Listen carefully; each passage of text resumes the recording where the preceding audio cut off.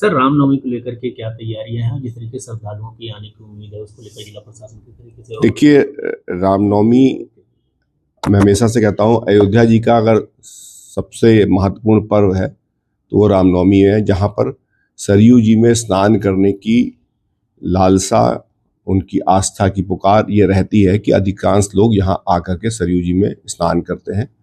अपनी अपनी आस्था के हिसाब से विभिन्न स्थलों पर जाते हैं, चाहे वो विभिन्न आश्रम मठ हो या मंदिर हो। तो चूंकि भारी भीड़ इसमें आती है, इसलिए उसके भीड़ का प्रबंधन किया गया है। सभी मजिस्ट्रेट, पुलिस अधिकारी उस बेसिस पे ड्यूटी पहले से कर दी गई है। डिफरेंट सेक्टर और जोन्स को हम लोगों ने इस तरह से विभाजित किया है कि उसका एक व्यापक उसका पर्यवेक्षण होता रहे। साथ साथ में भारी वाहनों को पूर्वांचल एक्सप्रेसवे के माध्यम से पृथक से एक समानांतर मार्ग से जाने की व्यवस्था रहेगी, ताकि श्रद्धालुओं को कोई असुविधा ना हो सके। और जिस तरह से महाकुंभ के दौरान डाइवर्जेंस की इस तरह से व्यवस्था की गई थी कि अगर भीड़ ज़्यादा होगी तो हम क्या वैकल्पिक प्रबंध करेंगे, और भीड़ अगर एक नियंत्रित रहेगी तो क्या करेंगे, ऐसी सारी व्यवस्थाएं हमने की हैं।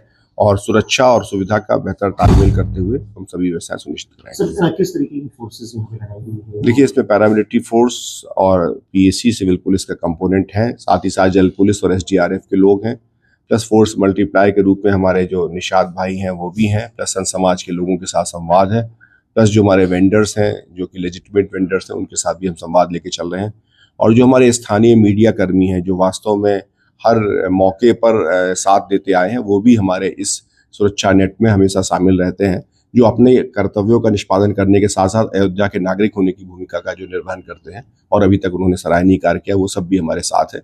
और हम उनके सबका सहयोग लेकर के इस कार्यक्रम को जो श्रद्धालु बाहर से आ रहे हैं, सुगम दर्शन की व्यवस्था है एक प्रकार से, किसी तरीके की कोई दिक्कत न हो ये कोशिश? देखिए, सुगम दर्शन बिल्कुल है, सुगम दर्शन रहता है, सुगम दर्शन की व्यवस्था। लेकिन जो पीक टाइम है, जो उस दिन 9 बजे से 12 बजे के बीच का या जो टाइम, उस टाइम पर लिए पहले से ही जो ट्रस्ट ने अपील की हुई है, उस दिन सुगम पासेस उस पर्टिकुलर स्लॉट्स के नहीं रहेंगे। उसके बाद जब ये कार्यक्रम हो जाएगा फिर, ताकि हम पहली प्राथमिकता आम श्रद्धालुओं को समय देने की है। और बाकी चूंकि इसका लाइव टेलीकास्ट अवेलेबल रहेगा तो सभी लोग विभिन्न आश्रमों और जहाँ जहाँ पे लोग ठहरे हुए हैं वहाँ से इसको देखेंगे, और उसके बाद दर्शन की सारी व्यवस्थाएं जैसी पूर्ववत थी वो रहेंगी और सुचारू रूप से दर्शन संपन्न कराया जाएगा। सर, राम मंदिर ट्रस्ट के और आपके द्वारा ड्रोन के माध्यम से ऐसा चल रहा था, क्या है पूरा प्रकरण, क्या अब तक पहुंचा है?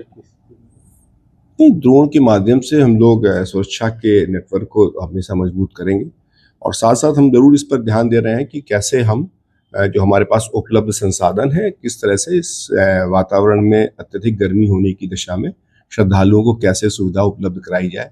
पेयजल से लेकर के टेम्परेचर को, आसपास के टेम्परेचर को नियंत्रित रखने के जो भी तकनीकी और व्यवहारिक उपाय संभव होंगे, उस पर भी हम लोग काम करेंगे। वही तो कह दिए यार।